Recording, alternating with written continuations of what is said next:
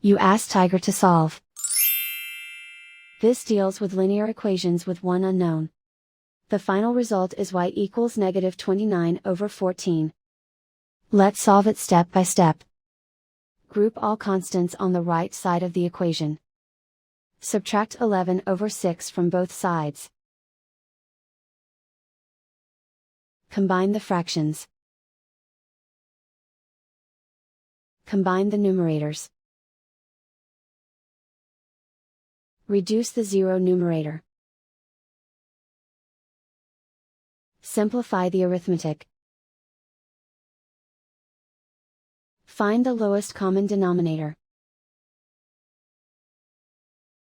Multiply the denominators. Multiply the numerators. Combine the fractions. Combine the numerators. Find the greatest common factor of the numerator and denominator.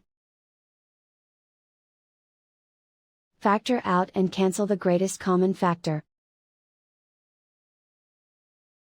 And so the final result is y equals negative 29/14.